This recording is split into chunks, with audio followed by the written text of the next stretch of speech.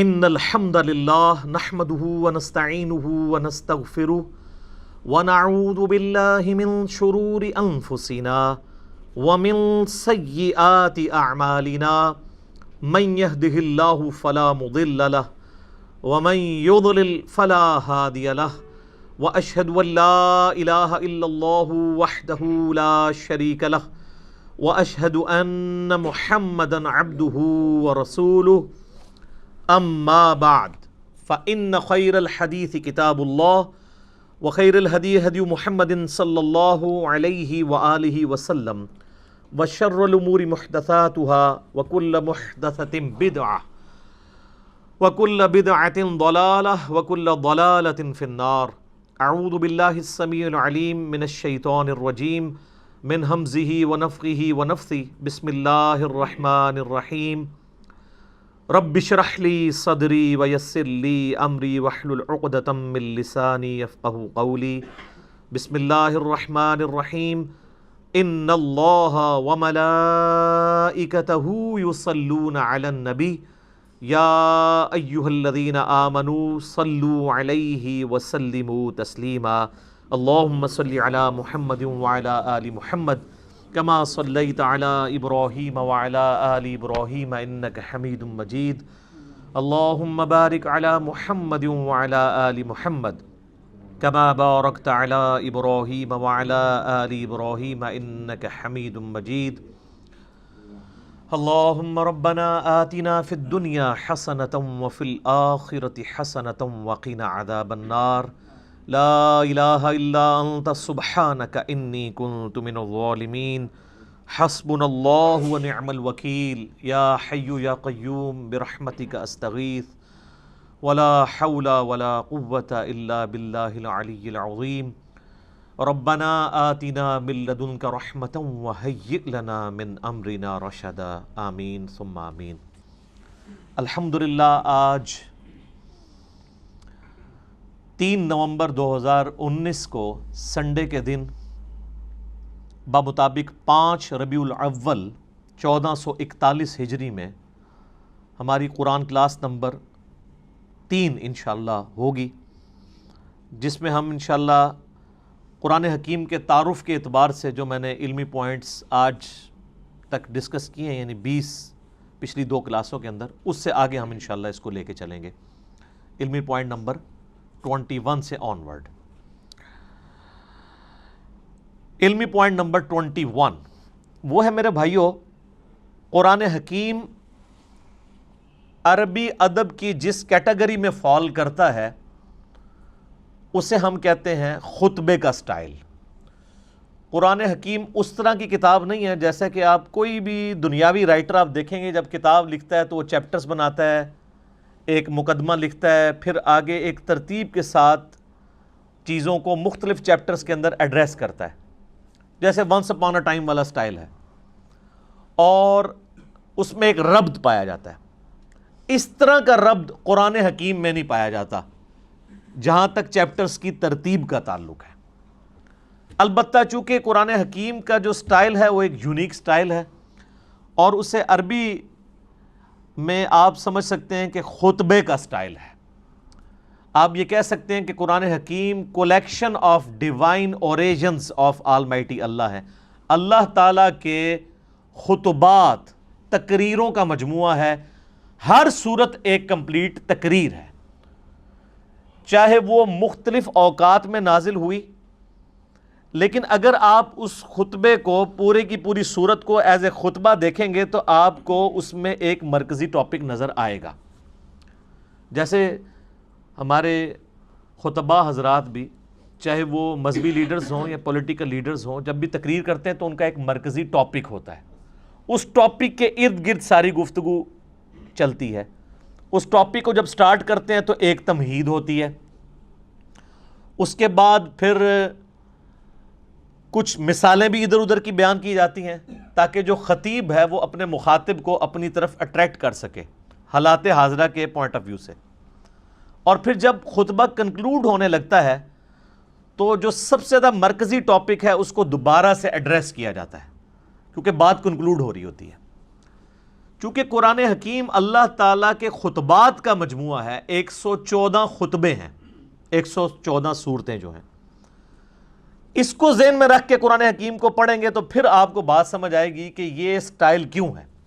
اب سورۃ البقرہ جو ہے، اس کا جو مرکزی ٹاپک ہے وہ سابقہ امت مسلمہ یعنی یہودیوں سے جو غلطیاں ہوئیں جن کی وجہ سے انہیں خمیازہ بھگتنا پڑا، تاکہ یہ موجودہ امت مسلمہ ہے جو امت محمدیہ صلی اللہ علیہ وآلہ وسلم، اس کے لیے گائیڈ لائنز بن جائیں کہ تم سے پہلے ایک بڑی لاڈلی میری اور بھی امت تھی جس میں میں نے اپنی کم از کم 3 کتابیں بھیجی، تورات، زبور، انجیل، ہزاروں پیغمبر بھیجے، لیکن جب انہوں نے توحید سے کنارہ کشی اختیار کی، مشرکانہ اوہام ان کے اندر داخل ہو گئے، تو پھر ہم نے اس چیز کی پرواہ نہیں کی ہے کہ 3 کتابیں ان میں نازل ہوئی تھیں اور ہزاروں پیغمبر نازل ہوئے تھے، حتیٰ کہ وہ خود پیغمبروں کی اولاد بھی تھے بنی اسرائیل۔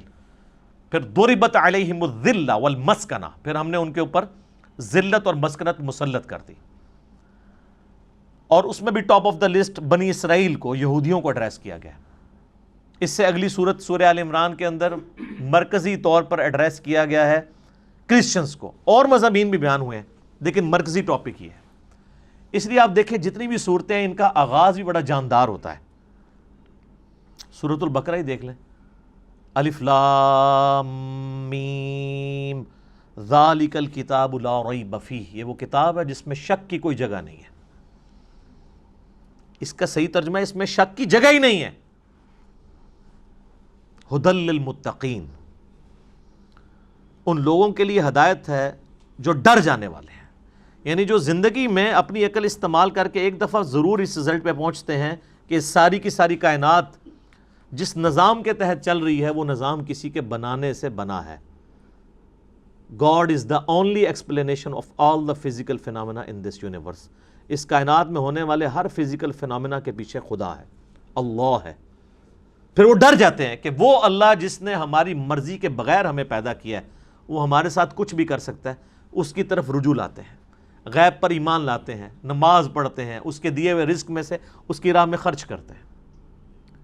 اور پھر سورۃ البقرہ کا اینڈ کتنی جاندار آیات پہ ہو رہا ہے، آمن الرسول بما انزل الیہ من ربہ والمؤمنون کل آمن باللہ وملائکتہ وکتبہ ورسلہ آنورڈ۔ اسی طریقے سے آپ ساری صورتوں کو دیکھیں تو ان کا سٹارٹ اور اینڈ بڑا جاندار ہے، اور پھر بیچ میں آپ کو مثالیں بھی بیان کی جائیں گی، واقعات بھی بیان کیے جائیں گے تاکہ بوریت نہ آئے۔ اور یہ قرآن حکیم کی میرے بھائیوں وہ خصوصیت ہے، قرآن بور نہیں ہونے دیتا۔ یہ نہیں ہے کہ اب سورۃ البقرہ شروع ہوئی ہے تو صرف یہودی ایڈریس ہو رہے ہوں گے یا ان کی کوئی ایک چیز خاص ایڈریس ہو رہی ہوگی، نہیں، اس میں کچھ مثالیں بھی بیان ہوں گی، کچھ واقعات بھی بیان ہو جائیں گے اس سے پہلے کے، پھر اس کے بعد ایک کنکلوژن نکالا جائے گا، پھر گائیڈ لائنز ہوں گی، یونیورسل ٹروتھ آئیں گے۔ 7 یونیورسل ٹروتھ سورہ بقرہ میں آئے ہیں، بنی اسرائیل کے واقعات کو اللہ تعالیٰ نے ایڈریس کر کے ہر واقعے کے بعد ایک یونیورسل ٹروتھ بیان کیا ہے کہ یہ میرا رول ہے، جو یہ کرے گا چاہے وہ جو کوئی بھی ہو اس کے ساتھ یہ ہو جائے گا۔ اس لیے قرآن حکیم میں انسان کا انٹرسٹ لوز نہیں ہوتا، بشرطے کہ قرآن پڑھتے ہوئے آپ کو یہ بات سمجھ آئے کہ قرآن کس سٹائل میں لکھا گیا ہے، کس سٹائل میں نازل ہوا ہے۔ مولانا مودودی رحمہ اللہ تعالیٰ نے جو تفہیم القرآن کا مقدمہ لکھا ہے نا، وہ مقدمہ ہی اسی کے اوپر ہے کہ ہمارے عام نوجوان بڑے شوق سے قرآن ترجمے والا لے کے بیٹھتے بھی ہیں، تب بھی ان کو کئی ایک باتیں، ان کو قرآن میں ایک تو ربط نظر نہیں آتا، کیونکہ ہم تو ان کتابوں کے عادی ہیں نا جو انسانوں کی لکھی ہوئی کتابیں ہیں، وہ تو ایک سیکوینس سے چل رہی ہوتی ہیں، ان کا سٹائل ڈیفرنٹ ہوتا ہے، وہ بکش سٹائل ہوتا ہے۔ قرآن کا سٹائل بکش نہیں ہے، قرآن کا سٹائل جو ہے وہ ہے خطبے کا، ایڈریس کرتا ہے آپ کو۔ اسی لیے مولا علی رضی اللہ تعالیٰ عنہ علیہ السلام کا قول ہے کہ جب میں نے اللہ سے گفتگو کرنی ہوتی ہے تو میں نماز پڑھتا ہوں، اور جب میری خواہش ہوتی ہے کہ میرا اللہ مجھ سے گفتگو کرے تو میں قرآن پڑھتا ہوں۔ آپ قرآن کو کبھی ترجمہ اکیلے بیٹھ کے سنیں تو آپ کو لگے گا کہ اللہ آپ سے مخاطب ہو رہا ہے۔ یہ والی کوالٹی کسی الہامی کتاب میں نہیں تھی، باقی کتابیں سلیبس کی فارم میں تھی، اس لیے ہم کہتے ہیں یہ قرآن کتاب اللہ بھی ہے اور کلام اللہ بھی ہے، اور اسی لیے اللہ کی صفت بھی ہے۔ یہ آپ کو ایڈریس کرتی ہے، بندہ ہل جاتا ہے۔ آپ کو پتہ ہے یہ صوت القرآن چینل 1992 میں جب ایکس پرائم منسٹر پہلی دفعہ پرائم منسٹر بنے تھے تو اس وقت انہوں نے یہ صوت القرآن چینل شروع کیا تھا جو ریڈیو کے اوپر چلتا ہے. کبھی امام کعبہ کی آواز میں عربک اور پھر فتح محمد جلندری صاحب کا ترجمہ, مراج الدین خان کی آواز میں ایک چلتا ہے. وہ لگتا ہے کہ آپ کے اندر ہی گھس جائے گا. وہ بندہ پریزنٹ کرتا ہے قرآن کے ترجمے کو. پھر بولنے کا سٹائل کہ مخاطب کے دل میں اتر جائے وہ بات. تو آپ کو وہ ترجمہ سن کے اپنی زبان میں, جن لوگوں کو عربی نہیں آتی ان کو بھی فیل ہوتا ہے کہ واقعی اللہ مجھ سے گفتگو کر رہا ہے. خطبے کا سٹائل ہے. تو مودودی صاحب نے اس مقدمے میں لکھا کہ ہمارے نوجوان لے کے بیٹھتے بھی ہیں, تب بعد میں پریشان ہو جاتے ہیں کہ یار یہ عجیب بے ربط آیات ہیں, کبھی کوئی بات شروع ہو جاتی ہے, کبھی کوئی بات شروع ہو جاتی ہے. لیکن جس بندے کو اسٹائل کا پتہ ہے نا, اس کو قرآن حکیم کی ہر آیت کا دوسری کے ساتھ ربط بھی نظر آئے گا. وہ ربط آپ ایک دفعہ اس چیز کو ڈسکور کر لیں تو آپ کو بھی ٹیسٹ فیل ہوگا. آپ پتہ اس وقت انگلینڈ کے اندر ایک, اب نیو مسلم تو نہیں ان کو کہنا چاہیے, اب ان کو 10 سال سے زیادہ ہو چکے ہیں, مسلمان ہوئے, عبد الرحیم گرین. اس وقت ٹاپ آپ سمجھ لیں سپیکرز میں سے ہیں مسلمانوں کے. انگلش میں وہ ان کے مختلف ٹاپکس پہ لیکچرز ہیں. انہوں نے اپنا اسلام لانے کا واقعہ بھی بیان کیا ہے ایک آڈیٹوریم میں خطاب کرتے ہوئے. اس میں ایک بات انہوں نے بڑی زبردست کی, باقی آپ یوٹیوب پہ دیکھ سکتے ہیں. وہ کہتے ہیں جب یہ کتاب میں نے پہلی دفعہ پڑھنی شروع کی نا, تو یہ قرآن کا جو سٹائل تھا نا گفتگو کرنے کا, اس نے مجھے بہت امپریس کیا کہ جب کوئی انسان کتاب لکھتا ہے وہ اس سٹائل میں نہیں لکھتا. وہ کہتا ہے میں قرآن کے سٹائل سے امپریس ہوا ہوں کہ یہ گفتگو اس طرح کرتا ہے اور اس کانفیڈنس کے ساتھ گفتگو کرتا ہے کہ یہ کریٹر آف دا یونیورس ہی گفتگو اس طریقے سے کر سکتا ہے. انسان تو اتنے اعتماد سے دوسرے کے ساتھ بات ہی نہیں کر سکتا. اس میں جو کانفیڈنس ہے کتاب کے اندر, پھر اس کتاب کا جو سٹائل ہے وہ بتاتا ہے کہ یہ انسان کی لکھی ہوئی کتاب نہیں, کیونکہ انسان جب بھی کتاب لکھتا ہے نا ایک خاص سیکوینس کے تحت لکھ رہا ہوتا ہے, چیپٹرز بناتا ہے, اور یہ بالکل ڈیفرنٹ سٹائل ہے. حالانکہ اس کو اس وقت یہ نہیں پتا تھا کہ اس کا سٹائل کون سا ہے, خطبے کا سٹائل ہے. تو خطبہ تو اسی طرح ہی ہوتا ہے. خطبے کا سٹائل ہے اس لیے ہے کہ خطیب کا کام یہ ہوتا ہے کہ وہ اپنے مخاطب کے دل میں اپنی بات اتارے. تو اللہ تعالیٰ اس کتاب کا خطیب بھی ہے, اور یہ کتاب اللہ کی صفت ہے. یہ مخلوق نہیں ہے, غیر مخلوق ہے, کیونکہ کلام متکلم کی صفت ہوتا ہے. میں پچھلے لیکچرز میں اس کو ڈسکس کر چکا ہوں. تو قرآن حکیم پڑھتے وقت یہ آپ نے ذہن میں رکھنا ہے کہ اس کا سٹائل خطبے کا سٹائل ہے. جب خطبے کا سٹائل ہے تو پھر اچانک اگر کوئی واقعہ آ جائے بیچ میں تو پریشان ہونے والی بات نہیں کہ اچانک یہ بات ہوتے ہوتے یہ بیچ میں واقعہ کیسے آ گیا.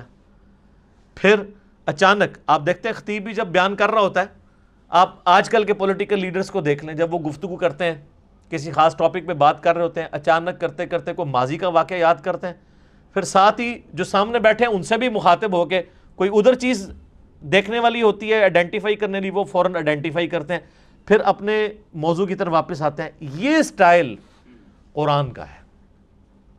یہی وجہ ہے کہ صحابہ کرام علیہم رضوان کے اندر بجلی بھر دی تھی اس کتاب نے. ان کو فیل ہوتا تھا کہ ہمارا کریٹر ہم سے مخاطب ہے, ہماری بات کر رہا ہے. سر ہماری بات تو ہے نا. آپ دیکھیں غزوہ بدر ہو رہی ہے تو اس کی لائیو کمنٹری سورۃ الانفال کے اندر آئی ہے. غزوہ احد ہوئی ہے تو 60 آیات مسلسل. غزوہ احد میں جو مسلمانوں نے غلطیاں کی, جس کی وجہ سے اللہ نے جو فتح کا وعدہ کیا تھا پورا کرنے کے بعد اس فتح کو شکست میں بدل دیا, ایک ایک چیز ہائی لائٹ کی. سورہ الاحزاب کے اندر غزوہ خندق کی لائیو کمنٹری آئی ہے. اسی طریقے سے سورہ توبہ کے اندر غزوہ تبوک کی پوری ڈیٹیلز آئی ہیں, اتنی ڈیٹیل کے ساتھ. نبی علیہ السلام کی مبارک زندگی کا آخری جو تھا غزوہ, کس طریقے سے مسلمانوں کو اس جد و جہد کے اندر گزرنا پڑ رہا تھا, منافقوں کو فیس کرنا پڑ رہا تھا. اہل ایمان اور منافقین میں فرق کے لیے وہ بہت کرٹیکل سچویشن تھی غزوہ تبوک کی. اور اس وقت بڑے بڑے جو اپنے آپ کو سمجھتے تھے ہم ایمان والے تھے, ان کے بھی پاؤں لڑکھڑا گئے تھے. ظاہر ہے وہ سپر پاور سے ٹکرانا تھا, رومن امپائر سے جا کے. تو یہ ساری کی ساری چیزیں آپ کو پڑھنے کے بعد آپ اس زمانے میں پہنچ جائیں گے، اور پھر آپ یہ فیل کریں کہ آپ اس زمانے کے اندر ہوں اور آپ کا رب آپ سے گفتگو کر رہا ہو۔ اب اس میں تو اسی طرح ہی ہوتا ہے نا، یا ایھا الذین آمنوا جب ہمیں کہا جا رہا ہوتا ہے تو وہ تو 1400 سال پہلے کہا جا رہا ہوتا ہے، لیکن ان میں تو وہ لوگ موجود تھے جنہوں نے وہ غلطیاں کی ہوئی تھی جن کی وجہ سے اللہ ان کو مخاطب کر رہا تھا، تو ان پہ اس چیز کی جو کیفیت طاری ہوتی تھی نا، وہ آج اس لیول کی کیفیت کبھی طاری نہیں ہو سکتی، لیکن اس کے قریب قریب ضرور ہے۔ میرے ایک دوست بتانے لگے، ان کے جاننے والوں کی نا انگلینڈ کے اندر ایک شاپ ہے، تو وہ کہتے ہیں ہم نے نا پورا دن نا ایک قرآن کی تلاوت اور ترجمہ لگایا ہوتا تھا، ایک انگلش میں بھی ریکارڈنگ ہوئی ہوئی ہے، وہ بھی صوت القرآن چینل کے اوپر کبھی کبھار چلتی ہے۔ ویسے یہاں پہ جو رفاع یونیورسٹی ہے نا اسلام آباد میں، تو ان کا 24 گھنٹے قرآن کا چلتا ہے چینل، وہ آلموسٹ 3-4 دن میں قرآن پاک مکمل کر دیتے ہیں۔ تو اس میں ایک انگلش ترجمہ ہے، اس میں عربی کی آواز مشاری راشد کی ہے، اور انگلش ترجمہ جو ہے نا وہ اتنی زبردست آواز میں ہے، جس کو انگلش سمجھ آتی ہے تو وہ لگتا ہے کہ خدا آپ سے مخاطب ہے اور آپ کے دل میں اترتا ہے۔ تو کہتے ہیں انہوں نے اپنی دکان پہ وہ ترجمہ لگایا ہوتا تھا، کہتے ہیں جب کوئی نان مسلم بھی کسٹمر آتا تھا نا تو وہ ایک بار ٹھٹک کے سننا شروع کر دیتا تھا، اور کئی کسٹمرز نے کہا کہ آپ اس کو بند کر دیں، کیونکہ اس کو سننے سے ہمارے اوپر اثرات ہو رہے ہیں۔ ظاہر ہے جب دنیا کی بے ثباتی کا بیان ہو رہا ہو، مرنے کے بعد جی اٹھنے کا بیان ہو رہا ہو، اللہ کو آپ اکاؤنٹیبل ہیں، پھر آپ اپنی مرضی کی زندگی تو نہیں گزار سکتے۔ میری خواہشات اور میری ذات کے درمیان سب سے بڑی رکاوٹ کون ہے؟ اللہ۔ اگر اللہ کو میں نکال دوں تو میں اپنی مرضی کی زندگی گزار سکتا ہوں۔ اس لیے آپ دیکھیں گے جتنے ایتھیسٹ ہیں، منکرین خدا ہیں، وہ بیسیکلی منکرین خدا نہیں ہوتے ہیں، بلکہ وہ اپنی مرضی کی زندگی گزارنا چاہتے ہیں۔ اس لیے پھر اس کے لیے پہلی شرط یہ ہے کہ خدا کو بیچ میں سے نکال دیں، ورنہ یہ تو ہر وقت لٹکتی ہوئی تلوار ہے خدا کا کانسیپٹ، کہ آپ اکاؤنٹیبل ہیں کسی کو، آپ کی جواب دہی ہونے والی ہے مرنے کے بعد۔ تو یہ قرآن حکیم کا خطبے کا سٹائل ہے، یہ قرآن پڑھتے وقت یہ چیز ذہن نشین ہونی چاہیے۔ علمی پوائنٹ نمبر 22 وہ ہے میرے بھائیوں، قرآن حکیم کا جو ایک ڈیوائن میوزک ہے، اس کے اندر ملکوتی غنا ہے، جو ایک آپ شاعری تو اسے نہیں کہہ سکتے، لیکن ہم وزن ہے آیات۔ الرحمن علم القرآن خلق الانسان علمہ البیان۔ آپ دیکھتے ہیں یہ ایک جتنی بھی نہیں ہے، لیکن ان میں ایک ڈیوائن میوزک، ملکوتی غنا، ایک صوتی آہنگ پایا جاتا ہے۔ یہ جو قرآن حکیم کا سٹائل ہے یہ کوئی شاعری والا نہیں ہے، کیونکہ شاعری کے اندر ردیف قافیے جو ہیں وہ بالکل برابر ایک طرح چل رہے ہوتے ہیں، قرآن حکیم میں تو ایسے نہیں چل رہے۔ ایون ملکوتی غنا ہوتا ہے لیکن الفاظ ڈیفرنٹ کے ساتھ، جیسے سورۃ الفاتحہ آپ دیکھ لیں، الحمدللہ رب العالمین الرحمن الرحیم۔ اب رب العالمین میں نون ہے، الرحمن الرحیم کے اینڈ پہ میم ہے، الفاظ تو مختلف ہیں۔ اگر شاعری ہوتی تو یہاں بھی نون ہی ہوتا، لیکن اگلی آیت مالک یوم الدین واپس اسی سٹائل میں۔ تو یہ شاعرانہ کلام بھی نہیں ہے، لیکن اس میں ایک ربط بھی ہے، وہی ربط عرب کے لوگوں کو اٹریکٹ کرتا تھا۔ اگر قرآن حکیم نثر کی فارم میں ہوتا تو اس کی اٹریکشن نہ ہوتی اس طرح کی جو اس کی وجہ سے ہے، اور اسی وجہ سے ہم قرآن حکیم کو طرز لگا کے پڑھ بھی لیتے ہیں، ورنہ قرآن حکیم کی جو آپ قاریوں کی اتنی طرزیں پیاری پیاری سنتے ہیں، یہ کبھی طرز لگا ہی نہ سکتے اگر اس کا نثر کا سٹائل ہوتا تو۔ اور یہ طرز لگانے کا حکم ہے، بخاری اور مسلم میں حدیث ہے، نبی صلی اللہ علیہ وآلہ وسلم نے فرمایا جو قرآن کو ترنم سے نہ پڑھے وہ ہم میں سے نہیں ہے۔ یہ نہ سمجھیے گا کہ یہ لوگ شوقیہ پڑھ رہے ہوتے ہیں، نبی علیہ السلام خود بھی ترنم سے قرآن پڑھا کرتے تھے۔ بخاری مسلم میں کئی احادیث ہیں، حتیٰ کہ بخاری میں ایک حدیث ہے، نبی صلی اللہ علیہ وآلہ وسلم نے فرمایا اللہ تعالیٰ اپنی مخلوقات میں سے سب سے زیادہ شوق کے ساتھ وقت کے پیغمبر کی آواز کو سنتا ہے جب وقت کا پیغمبر ترنم کے ساتھ قرآن پڑھ رہا ہوتا ہے، اپنی کتاب پڑھ رہا ہوتا ہے۔ اللہ تعالیٰ اس چیز کو شوق سے سنتا ہے۔ آپ عرب کے قاریوں کو دیکھیں نا، اور میں کہتا ہوں آج کے دور میں جیسے کہ مشاری راشد نے ایک عام مسلمان کے دل میں قرآن حکیم کی محبت پیدا کی ہے نا، وہ یقیناً ان کا خاصہ ہے۔ دیکھیں یہ فیلڈ ہے نا، قرآن حکیم کی ایک فیلڈ ہے کہ ایک بندہ اچھی عربی جانتا ہو، اچھی تفسیر کر لے، یہ ایک فیلڈ ہے۔ ایک فیلڈ یہ ہے کہ قرآن حکیم کی وہ خطاطی اچھی کر لے۔ اب عالم دین تو خطاطی نہیں کر پائے گا، ایک جو خطاط کر سکتا ہے۔ اس وقت بھی آپ کو پتہ ہے جو ٹاپ آف دا لسٹ خطاط ہے جو اب مسجد نبوی میں ساری حرمین میں جو رائٹنگ کر رہا ہے وہ پاکستان کا ہے، کراچی کا رہنے والا ہے۔ اس کو پورا آفس دیا انہوں نے، ادھر تو اس بیچارے کو پوچھتا ہی کوئی نہیں تھا، وہ تو جب اس کی رائٹنگ سامنے آئی ہیں تو اب یہ ایک علیحدہ سے فیلڈ ہے۔ اسی طریقے سے قرآن حکیم کو ترنم سے پڑھنا یہ بھی الگ سے ایک فیلڈ ہے۔ ایک تو ترنم وہ ہے جو مولوی لگاتے ہیں، قرآن بالکل غلط پڑھ رہے ہوتے ہیں، صرف ترنم ہی ہوتا ہے اس میں، اور گانے کی طرز پہ پڑھ رہے ہوتے ہیں۔ گانے کی طرز پہ اس لیے کہ وہ قرآن حکیم کے جن الفاظ کو کھینچنا ہے ان کو نہیں کھینچتے، اور جن کو کھینچنا چاہیے ان کو مختصر پڑھ دیتے ہیں۔ قرآن حکیم کی طرز ہر بندہ تو نہیں لگا سکتا جب تک وہ قرات کے اصولوں سے واقف نہیں ہے کہ کس لفظ کو آپ کھینچ کے پڑھ سکتے ہیں، یعنی لمبا کر کے، اور کسی کو لمبا نہیں کر سکتے۔ اسی لیے آپ دیکھیں گے علماء حضرات اکثر جو قاری نہیں ہوتے، جب وہ قرآن پڑھ رہے ہوں گے نا تو بالکل غلط قرآن پڑھ رہے ہوتے ہیں، زبر زیر ٹھیک پڑھ رہے ہوں گے، اور بعض تھوڑے بہت ایسے ہوں گے جو پروناؤنس بھی صحیح کر لیں گے۔ ویسے تو عموماً وہ لگتا ہے پنجابی میں ہی قرآن پڑھ رہے ہیں، عربی ان کو آتی ہوتی ہے لیکن عربی پروناؤنس نہیں صحیح کرنی آتی۔ بہت کم ہیں علماء میں سے جو صحیح پروناؤنس بھی عربی کو کر سکتے ہیں، یعنی ہمارے جو سب کانٹیننٹ کے لوگوں کی بات کروں، عرب کے لوگوں کی نہیں، ان کی تو اپنی زبان ہے۔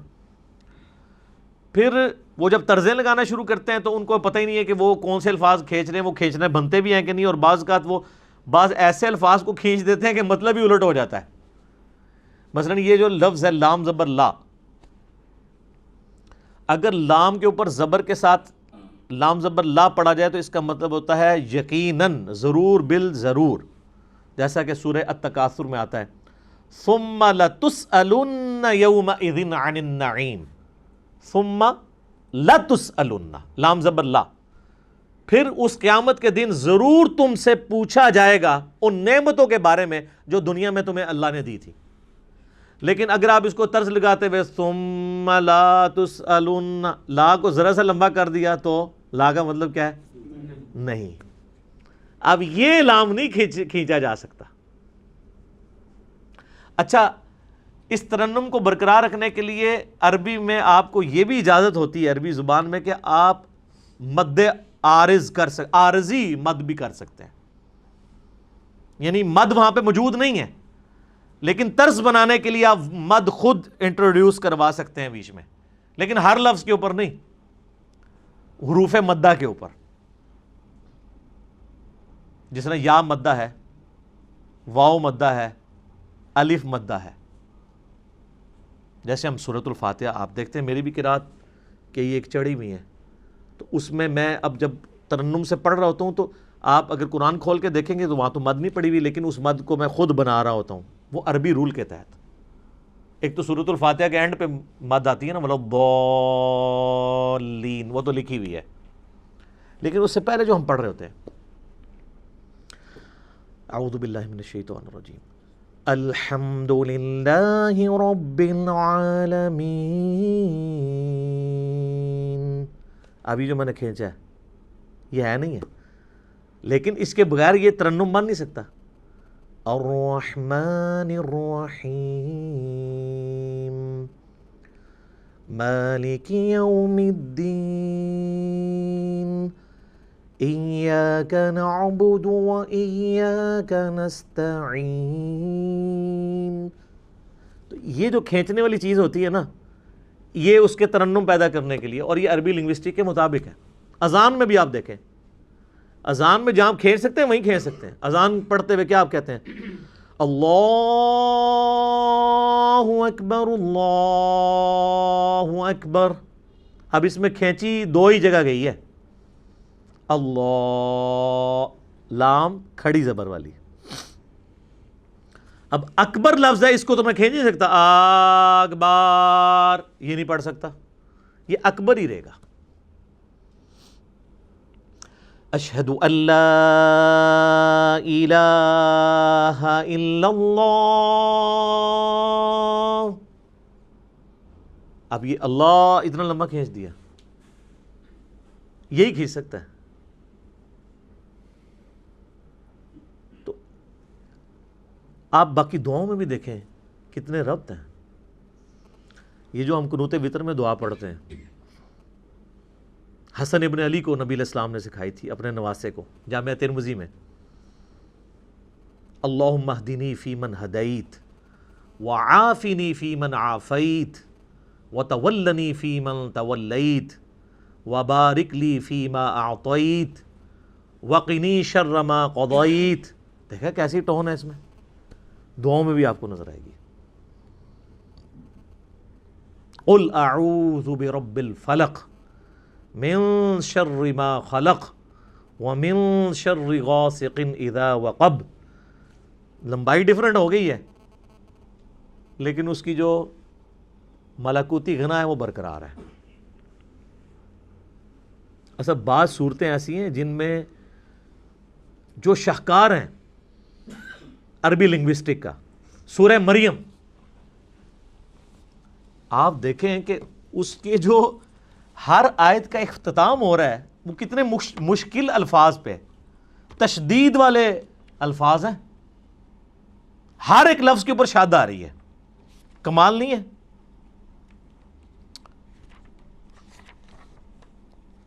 پارہ نمبر 16 کے اندر جا کے آتی ہے نا سورہ مریم. اعوذ باللہ من الشیطان الرجیم. آپ دیکھیں پہلے تو حروف مقطعات ہیں، اس کے بعد ذکر رحمت ربک عبدہ زکریا اذ نادى ربه نداء خفيا قال ربي إني وهن العظم مني واشتعل الرأس شيبا ولم أكن بدعائك ربي شقيا. اس کے بعد اگلے ولیا رضیا سمیا عتیا عشیا صبیا تقیا عصیا حیا شرقیا سویا تقیا زکیا بغیا. ٹون ہے. اور یہ دو صورتیں تو کمال ہیں، سورہ طٰہٰ اور سورہ مریم. طٰہٰ ما انزلنا علیک القرآن لتشقى الا تذکرۃ لمن یخشی. سر عربی ایویں تو پاگل نہیں ہو گئے تھے جناب، کیا وہ جڈ قوم ہے اور سپر پاورز الٹ کے رکھ دی ہیں صدیوں کی. بجلی بری گئی تھی ان کے اندر، اس قرآن نے ان کے اندر یقین ڈال دیا تھا. وہ تو یعنی جتنے لوگ اپنی زندگی سے محبت کرتے ہیں اتنی وہ اپنی موت سے محبت کرتے تھے. اور جب اس لیول کی کوئی آرمی ہو اس کے آگے کون ٹھہر سکتا ہے؟ کوئی ریسورسز نہیں تھے، کافروں کے ریسورسز چھین کے ان کو الٹ دیا. وہ ایمان اس کتاب کے ذریعے یتلو علیہم آیاتہ ویزکیہم ویعلمہم الکتاب والحکمہ. یہ بجلی نبی علیہ السلام نے قرآن کے ذریعے بھری ہے ان کے اندر. تو یہ اس کے اندر ایک ڈیوائن میوزک ہے، ترنم ہے. اس کی وجہ سے عربی لوگ، چونکہ آپ پتہ ہے ان کو شاعری کے ساتھ بھی بڑا شغف تھا. آپ عمر سیریز دیکھیں تو آپ دیکھیں گے وہ عام گفتگو میں بھی شاعرانہ انداز میں گفتگو کر لیتے تھے. فی البدی ان کی عام گفتگو بھی جو ہے وہ بھی ہم پلہ الفاظ کے اوپر مشتمل ہوتی تھی.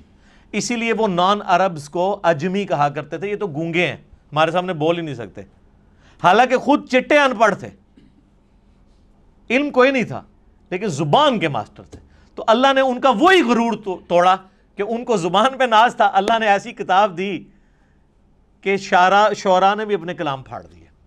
کمال تو یہ ہوتا ہے نا کہ جو کسی کا غرور ہے وہی توڑ دیا جائے. موسیٰ علیہ السلام کے زمانے میں جادوگروں کو غرور تھا، اللہ نے موسیٰ علیہ السلام کو وہ معجزہ دیا کہ وہ جادوگر بھی سجدے میں گر پڑے. پہلے جادوگر گرے ہیں کیونکہ ان کو سمجھ آ گیا کہ یہ جو کچھ کر رہا ہے یہ جادو نہیں ہے، ہمیں پتہ ہے کہ جادو کیا کر سکتا ہے. ایک جادوگر جو ہے وہ جادو کے ایپیکس کو جانتا ہے. ایک میڈیکل کی فیلڈ کا بندہ وہ جانتا ہے کہ میڈیکل زیادہ سے زیادہ کیا کر سکتی ہے. آج آپ کسی ڈاکٹر سے کہیں، اب تو یہ چیز تو ایوالو ہو چکی ہے نا کہ ہڈی کو جوڑنے کے لیے ایک ٹائم درکار ہے. انسان کی ہڈی، وہ ٹائم اس کو چاہیے، وہ بانڈ بنے گا، پلسٹر کرتے ہیں جب ٹوٹ جائے. آپ اگر کسی ڈاکٹر کو کہیں کہ ایک شخص ایسا ہے کہ آپ اس کے بعد ہڈی 2 ٹکڑے کر کے لے جائیں, وہ صرف ہاتھ یوں پھیرے گا, ہڈی واپس اپنی جگہ پہ آگے اسی وقت جڑ جائے گی اور بندہ بھاگنا شروع کر دے گا, تو ڈاکٹر مان لے گا آپ کی بات؟ نہیں. اس کو پتہ ہے یہ نہ تو فزیکل فنامنا آف نیچر سے ثابت ہوتی ہے چیز, نہ یہ ہماری جو میڈیکل سائنس ایوالو ہو چکی ہے اتنی ترقی کے بعد, یہ پاسبل نہیں ہے. اس کا ایک نیچرل پیریڈ ہے, وہ اس نے گزارنا ہے. تو وہ پھر اس چیز کو کہے گا یہ تو معجزہ ہی ہو سکتا ہے, سائن ہی ہو سکتی ہے کوئی. اسی لیے ہم نے, میرے ایک ویڈیو کلپ بھی ریکارڈڈ ہے کہ نبی علیہ السلام کا کوئی بھی معجزہ ایسا نہیں ہے جو سائنٹیفکلی ریپروڈیوس کیا جا سکے, ورنہ وہ معجزہ نہیں ہوگا. نبی علیہ السلام سے جو غیر معمولی معجزات, حسی معجزات, یعنی انگلیوں میں سے پانی کے چشمے جاری ہونا جو بخاری مسلم میں آتا ہے, صحیح بخاری میں آتا ہے ایک صحابی کی پنڈلی کی ہڈی ٹوٹ گئی, آپ نے ہاتھ پھیرا تو اسی ٹائم ٹھیک ہو گیا. یہ وہ چیزیں ہیں کہ جو قیامت تک سائنٹیفکلی کبھی پاسبل نہیں ہوگی کہ کوئی انسان کر کے دکھا سکے. یہ چیز, یہ وہ فزیکل فنامنا آف نیچر کا ٹوٹنا ہے, یہ پاسبل نہیں ہوگا. کبھی یہ پاسبل نہیں ہوگا کہ کوئی پلانٹ کنگڈم کو اینیمل کنگڈم میں بدل دے. حضرت موسیٰ علیہ السلام عصا پھینکتے تھے, پلانٹ کنگڈم اینیمل کنگڈم میں اژدہا بن جاتا تھا. مردے کو کوئی زندہ نہیں کر سکتا. حضرت عیسیٰ علیہ السلام کے زمانے میں طب عروج پہ تھا, اللہ تعالیٰ نے ان کا غرور توڑا. ہاں جی بتاؤ, ان کو اپنی میڈیکل کی فیلڈ کے اوپر بڑا ناز تھا. حضرت عیسیٰ علیہ السلام مادر ذات کوڑی اور اندھوں کو اللہ کی اذن سے شفا دے دیتے تھے. جن کے ڈھیلے بھی نہیں ہوتے تھے, مٹی کا ڈھیلا رکھ کے ہاتھ پھیرتے تھے, آنکھیں واپس آ جاتی تھی. سر جس کی آنکھیں کام نہ کرتی ہو اس پہ ہاتھ پھیرنے سے کیا پوری دنیا بھی پھیر دیں تو اس کی بینائی نہیں آتی, اور ایک مٹی کا ڈھیلا ایک بندہ رکھتا ہے اور ہاتھ پھیرتا ہے اور وہ آنکھ بن جاتی ہے. آج بھی آپ میڈیکل کی فیلڈ وہ کہیں گے یہ امپاسبل ہے. تو معجزہ خواہ کسی بھی پیغمبر کا ہو وہ ریپروڈیوس نہیں ہو سکتا اگر وہ واقعی معجزہ ہے, کہانی نہ ہو, معجزہ ہو, نہیں ہو سکتا. قرآن حکیم میں داؤد علیہ السلام کے بارے میں آتا ہے لوہا ان کے ہاتھوں پہ نرم تھا, اور لوہے پہ ہاتھ رکھتے تھے, آٹے کی طرح اسے گوندھ دیتے تھے, زیرہ بناتے تھے. تو آپ سمجھ سکتے ہیں میڈیکلی اب یہ چیز ثابت ہے کہ کم از کم 1500 ڈگری سینٹی گریڈ چاہیے لوہے کو اس فارم میں لانے کے لیے کہ جس میں آپ مولڈ کر سکیں, اور اگر لے آئیں گے تو اس پہ ہاتھ کوئی نہیں لگا سکتا, اور وہ ٹھنڈے لوہے کے اوپر یوں ہاتھ پھیرتے ہیں اور وہ یوں مولڈ ہو جاتا ہے. یہ وہ معجزہ, یہ ریپروڈیوس نہیں کبھی ہو سکے گا. موسیٰ علیہ السلام نے عصا مارا ہے سمندر کے اندر, اسی ٹائم سمندر پھٹ کے دونوں طرف پہاڑوں کی شکل میں قرآن میں آتا ہو گیا اور بیچ میں راستہ بن گیا. سر یہ معجزہ کبھی نہیں کوئی کر کے دکھا سکتا, ورنہ پیغمبروں کی جو نبوت ہے وہ سٹیک پہ لگ جائے گی اگر غیر پیغمبر بھی فزیکلی سائنٹیفکلی کسی بھی طریقے سے اس چیز کو ریپروڈیوس کر سکے. یہ امپاسبل ہوگا. لیکن الوہین جو ہے, آنکھوں کو دھوکہ دینا, وہ اس زمانے میں بھی تھا, اب بھی ہے, قیامت تک رہے گا. فزیکلی کوئی نہیں کر کے دکھا سکتا. یہ آپ کو جو ڈیوڈ کاپر فیلڈ کے بارے میں ویڈیوز ملتی ہیں, کبھی وہ پانی پہ چل رہا ہے, کبھی دیوار پہ اوپر چڑھ رہا ہے, اس کی میکنگ بھی ساتھ ہی انہوں نے یوٹیوب پہ چڑھا دی ہوئی ہے کہ وہ سارا نظر کا دھوکہ ہوتا ہے. وہ ویڈیو کیمرے کے ذریعے فلمائی ہوتی ہیں ساری چیزیں. وہ جو پانی پہ چل رہا ہوتا ہے تو نیچے انہوں نے وہ شیشے کا بہت بڑا ٹیبل رکھا ہوا ہے, ٹرانسپیرنٹ, جو نظر نہیں آتا, وہ اس کے اوپر چل رہا ہوتا ہے. اس لیے آپ دیکھیں گے وہ پانی پہ چل رہا ہوتا ہے تو نیچے لوگ اس کے نیچے سے یوں تیر رہے بھی ہوتے ہیں, کیونکہ وہ شیشے کے اوپر چل رہا ہوتا ہے. وہ شیشہ اتنا ٹرانسپیرنٹ ہے کہ وہ پانی میں نظر ہی نہیں آتا. وہ جب سائڈ سے دکھاتے ہیں ٹیبل تو پھر نظر آ جاتا ہے. اور شکر ہے کہ یہ پاکستان میں نہیں, ورنہ اولیاء اللہ کے سردار بن جاتا ہے ڈیوڈ کاپر فیلڈ. ہاں, اسٹیچو آف لبرٹی غائب کر دیتا ہے, وہ کیمرے میں غائب کرتا ہے, فزیکلی نہیں کر سکتا. اور سر دیکھیں اتنا ایماندار ہے, وہ بھی بے ایمان نہیں ہے, وہ بھی اسے یہ نہیں کہتا کہ میں فزیکلی کروں, وہ کہتا ہے ایلوژن, آنکھوں کا دھوکہ. اتنی غیرت اس کو بھی ہے کہ وہ ایلوژن کہتا ہے اسے, اپنی کرامت بزرگی یہ نہیں کہتا. جو تہاڑے بزرگاں نوں ایڈی بھی تمیز نہیں, جھوٹ مار جاندے نے. اس لیے آپ دیکھیں سارے بزرگ فیل ہیں. اب کدھر گئی آپ کی کرامتیں جی؟ اور یہ ایک بزرگ نے حکم دیا, وہ جوتی ہوا میں اڑتی اڑتی اس کے سر پہ لگی. اون کتنے جوتیاں تھوڑیاں ریٹائر ہو گئی ہیں نا, یا وہ جوتیاں تھلے انجن لگے ہوئے خراب ہو گئے نا. پہلے بھی کوئی نہیں تھا, کہانی تھی. یہ کہانیاں چل رہی ہوتی ہیں. معجزات, کرامات, استدراج, اس سارے ٹاپکس کے اوپر میرا مسئلہ number 131A B C D 4 recorded ہیں, وہ آپ دیکھ لیں. علمی پوائنٹ نمبر 23, وہ ہے میرے بھائیوں قرآن حکیم کا جو بیسک یونٹ ہے وہ ہے آیت. عربی میں ہم اسے کہتے ہیں آیتن. جو آیت کے اینڈ کے اوپر وہ تا تھی جو ختم ہوتے اس کے نقطے بھی اڑ گئے, اب صرف گول دائرہ ہی رہ گیا, چونکہ وہ سمبل کے طور پہ تھا نا. ویسے وہ تا ہوتی ہے, گول تا, نشانی کے طور پہ. آیتن وقف کریں گے آیہ, اردو میں آیت, اور اس کو ٹرانسلیٹ کریں گے نشانی, انگلش میں کہیں گے سائن. قرآن حکیم کی جتنی بھی صورتیں ہیں ہر صورت کا جو بیسک یونٹ ہے وہ آیت ہے. جیسے اگر میں پوچھوں یہ دیوار کا بیسک یونٹ کیا ہے تو آپ کیا کہیں گے؟ اینٹ.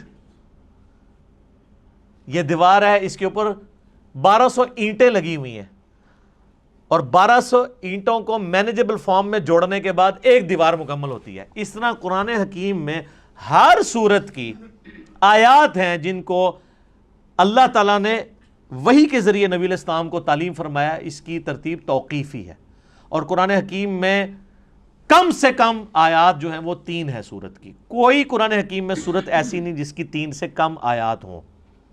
اور عربی میں جمع بھی 3 سے شروع ہوتا ہے. ہمارا تو 2 سے ہی جمع شروع ہو جاتا ہے نا اردو میں. عربی میں واحد ہے, اس کے بعد تثنیہ ہے 2, اور پھر ہے 3 اور 3 سے آنورڈ وہ جمع ہے. رب المشرق والمغرب سنگولر, رب المشارق والمغارب کئی مشرق اور کئی مغرب, اور رب المشرقین اور رب المغربین 2 مشرق اور 2 مغرب. اس کے اوپر بھی میرا کلپ ہے کہ یہ کیا مطلب ہے. کہیں آتا ہے 1 مشرق 1 مغرب, کہیں آتا ہے 2 مشرق 2 مغرب, کہیں آتا ہے 2 سے زیادہ مشرق 2 سے زیادہ مغرب. وہ آپ دیکھ لیجئے گا. تو عربی میں اس طریقے سے. تو قرآن حکیم میں چونکہ سورت ہے تو اس میں آیات ہیں, تو آیات کم از کم جمع تو ہونی چاہیے, تب ہم انہیں آیات بولیں گے. تو کم سے کم آیات جو ہیں وہ 3 ہیں, اور قرآن حکیم کی سب سے چھوٹی سورت کی بھی آیات 3 ہی ہیں. انا اعطیناک الکوثر فصل لربک وانحر ان شانئک هو الابتر. 3 آیات ہیں. اذا جاء نصر اللہ والفتح ورأیت الناس يدخلون فی دین اللہ افواجا فسبح بحمد ربک واستغفرہ انہ کان توابا. واستغفر پہ ہم وقف کرتے ہیں, نہ بھی کرے کنٹینیوس بھی پڑھ سکتے ہیں.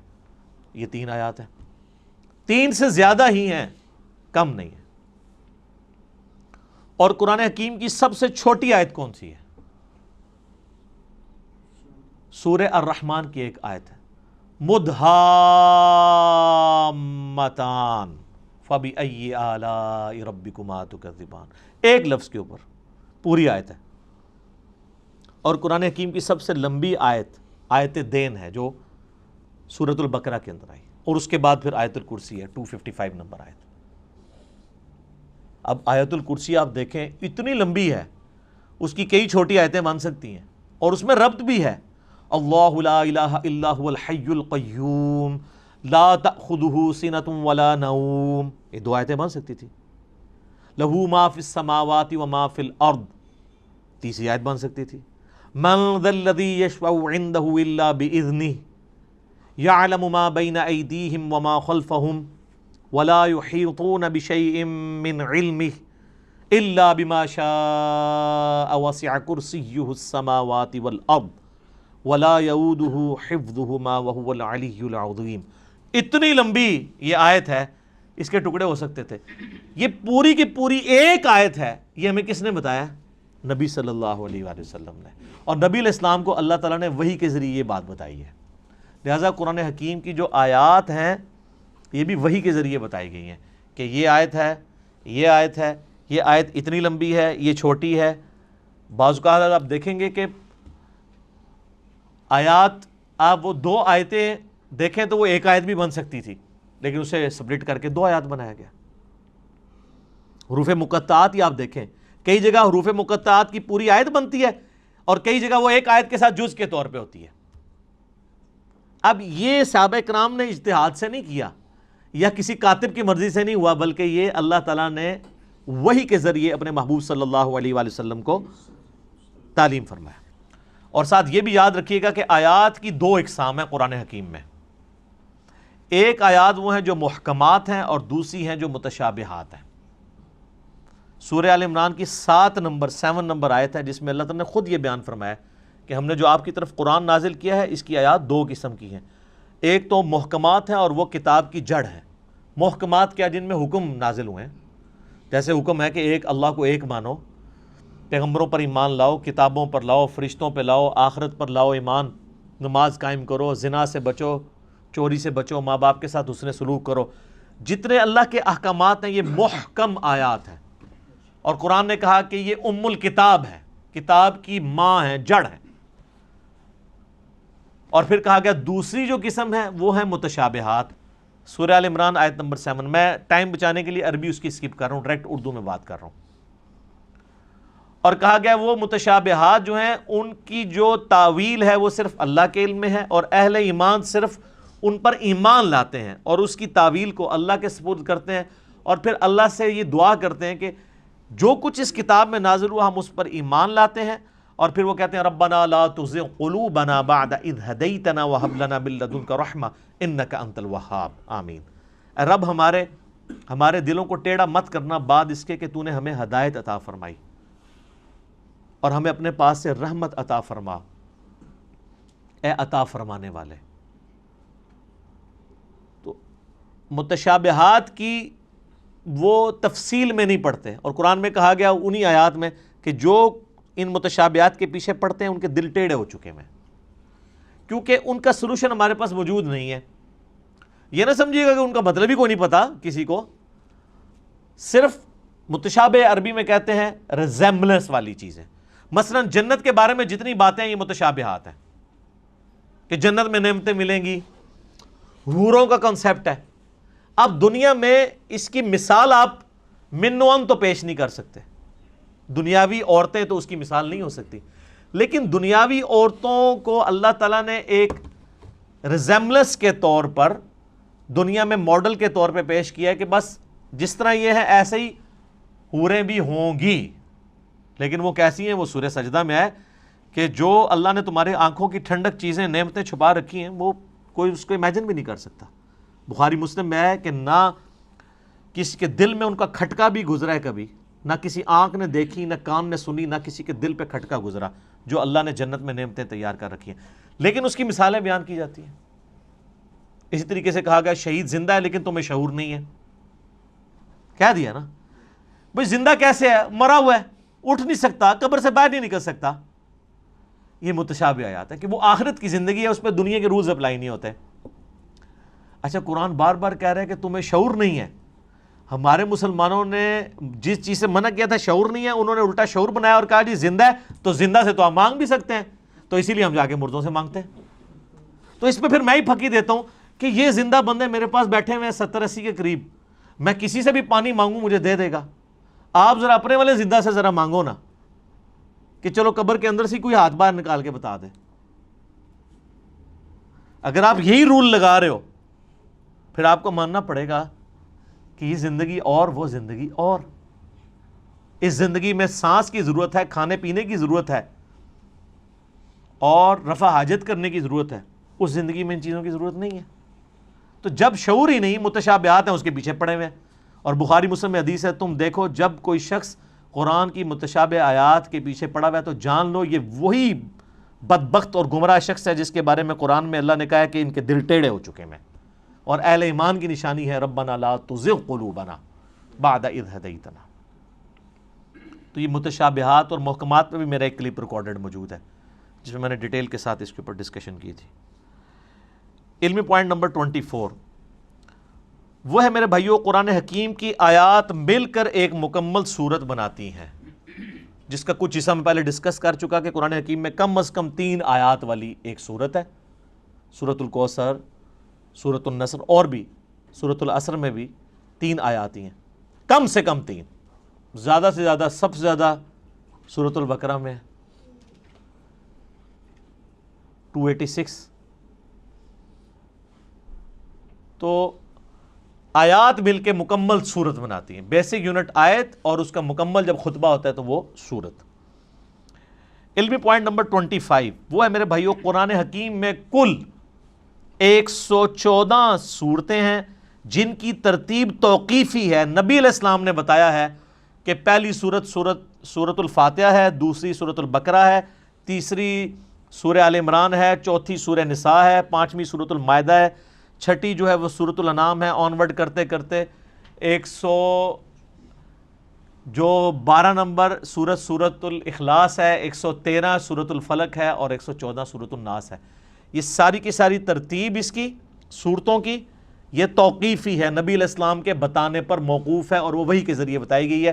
اور بخاری مسلم میں آتا ہے، صحابہ اکرام کہتے ہیں نبی علیہ السلام کے ساتھ حضرت جبرائیل دورہ قرآن کیا کرتے تھے۔ صحابہ نے نہیں دیکھا، نبی علیہ السلام کے بتانے پہ، کہ نبی علیہ السلام نے بتایا کہ جبرائیل علیہ السلام میرے ساتھ ہر سال آ کے جو ہے وہ دورہ قرآن، جتنا قرآن نازل ہوتا تھا اس کو رپیٹ کرواتے تھے، اور جس سال آپ کی وفات ہوئی اس سال 2 دفعہ رپیٹ کیا رمضان میں، اور اسی سے آپ علیہ السلام کو پتہ چل گیا کہ اب اگلے سال میں زندہ نہیں رہوں گا۔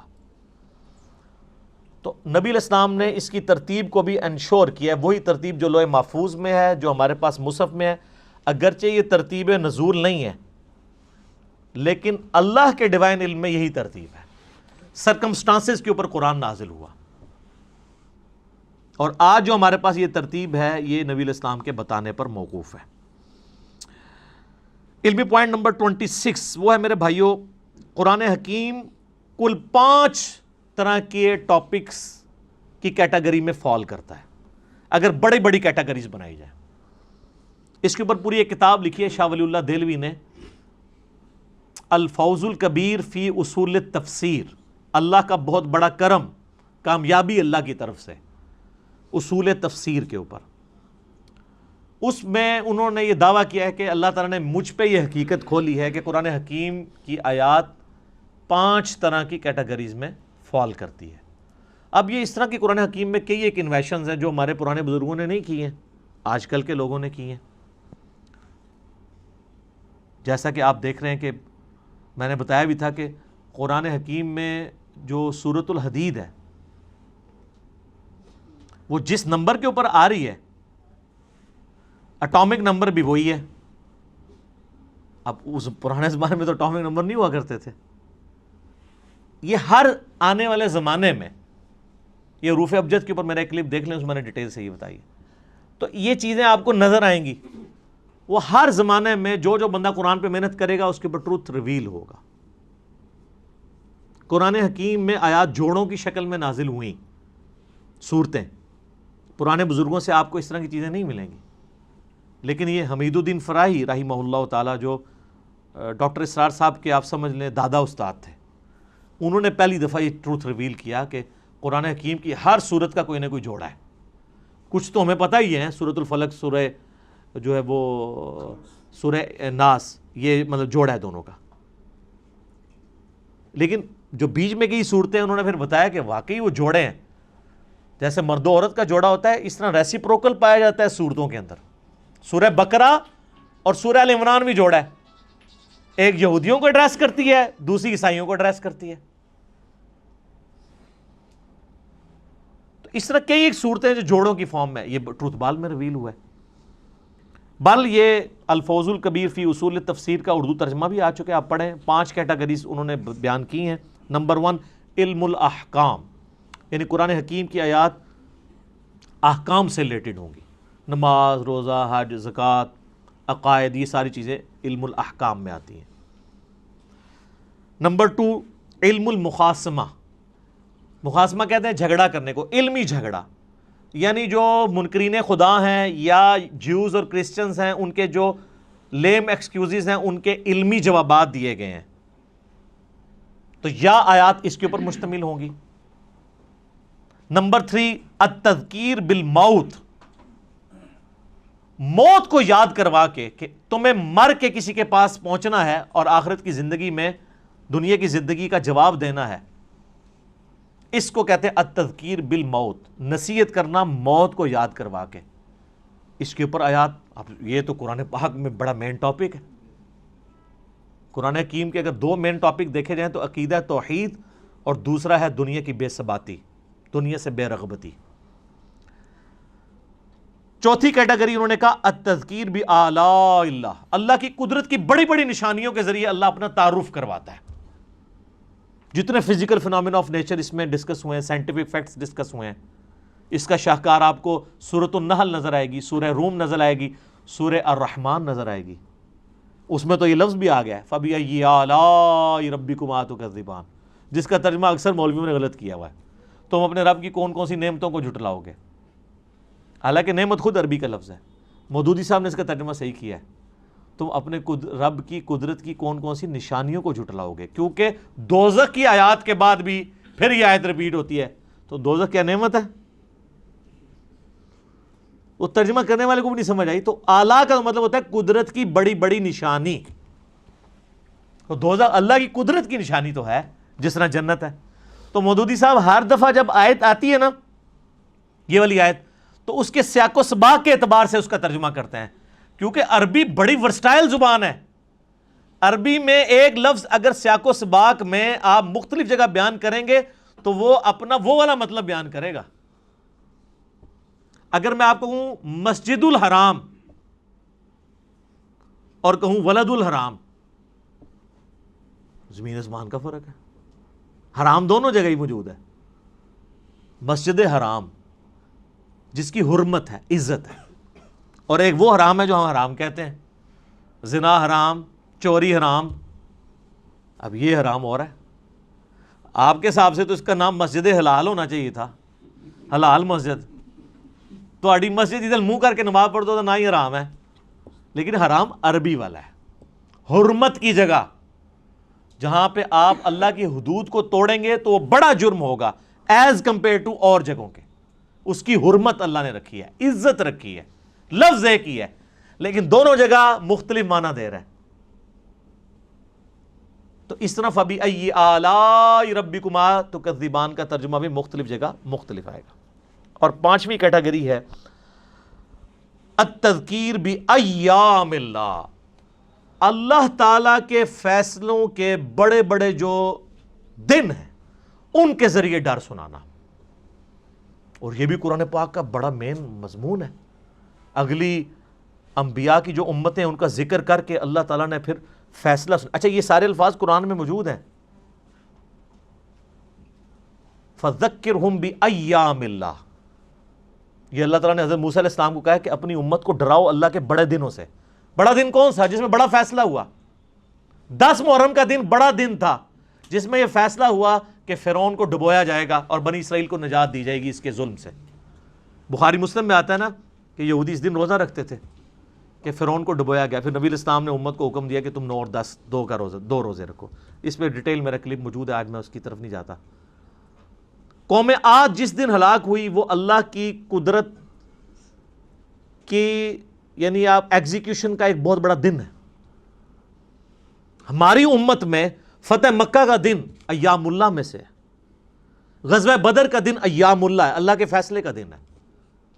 اللہ نے کہا، یہ کہتے تھے نا فرقان ہوگا، یہ ابو جہل نے کہا تھا کہ یہ حق اور باطل میں فرق کرنے والا دن ہوگا. اللہ نے کہا تم نے فرقان بولا تھا، لے پھر میں اس دن کو فرقان بنا دیتا ہوں کہ نہتے مسلمانوں سے تم لیس ہوئے کافروں کو، جنگجو کافروں کو مرواؤں گا. غیبی مدد کے ساتھ ہوا نا. تو یہ اللہ کی قدرت کے بڑے بڑے دن یہ اگلی امتوں میں بھی گزرے ہیں. قوم سمود، قوم عاد، قوم نوح کی تباہی کے دن ایام اللہ تھے. تو یہ 5 کیٹیگریز بنی. اب آپ قرآن کی کوئی آیت نکالیں، میں کوئی آیت بھی پڑھوں، آپ خود مجھے بتا دیں گے کہ یہ فلاں کیٹیگری میں فال کرتی ہے.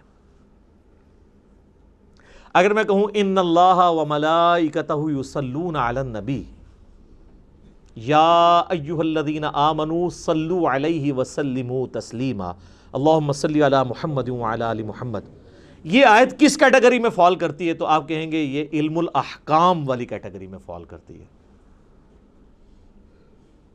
کیونکہ اس میں حکم ہے دروشی پڑھنے کا. تو آپ یہ خود ڈیفائن کر سکتے ہیں.